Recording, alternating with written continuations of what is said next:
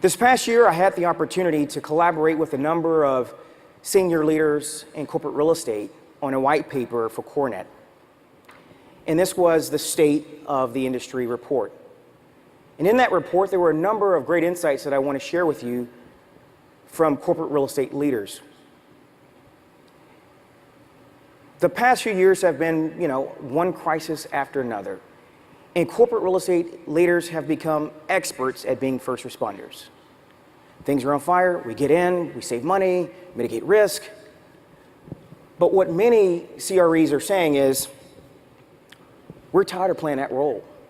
We want a more strategic seat at the table. Not just a seat at the table, a more strategic seat at the table. But Matt Fano at Coca-Cola points out a very good point. We can't talk about our value in the context of real estate. The CEO doesn't care about cost per square foot. They don't care about transactions. They care about margins and EBITDA and earnings and growth. So why are we speaking the language of corporate real estate? And in a panel breakout yesterday, Gary Haminsky, our head of project management, and Connie Hughes talked about alternative workplace and how that's still really important for many of our clients. How do we optimize the workplace?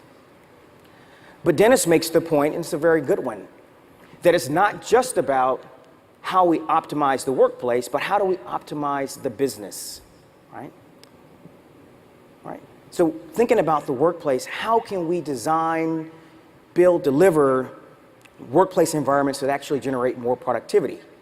If we're going to build an R&D center, why shouldn't it build and create more R&D? Why shouldn't a sales center lead to more sales? That is the next generation of corporate real estate, thinking about how we really can impact their business. But the challenge is actually quite subtle. That sounds really good. But most of our clients, you and I know, don't speak that language. That's not their skill set. These are folks that have kind of come up in the industry, and they're not psychologists, they're not strategists, they're brick and mortar type folks. And so I collaborated on some research where we asked corporate real estate leaders about the skill sets they thought they would need going forward in the coming years. What are the types of resources, the types of skill sets you're looking for in the people you're going to hire on your teams?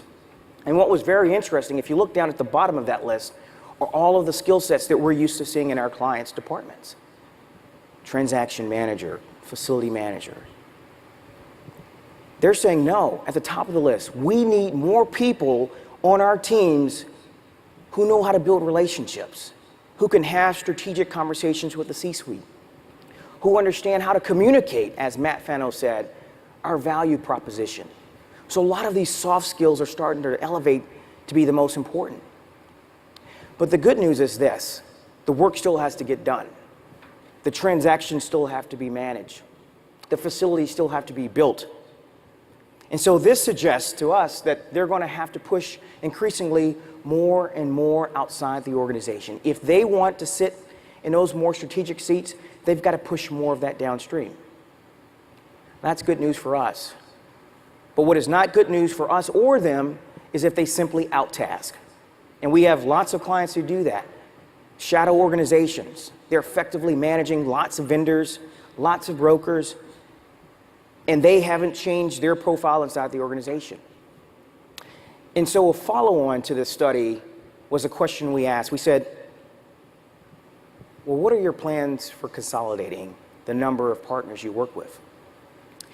And interesting enough, over 70% said, you're right, we're planning to consolidate. We work now with 10, we're going to go down to 5. We're going to go from 5, we'll go down to 3.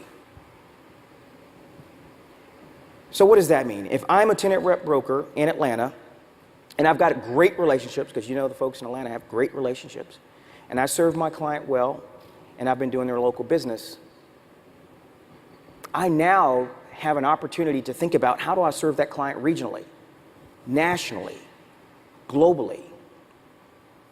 And the way in which I do that is by proactively bringing more services, more value. You heard Peter talk about that.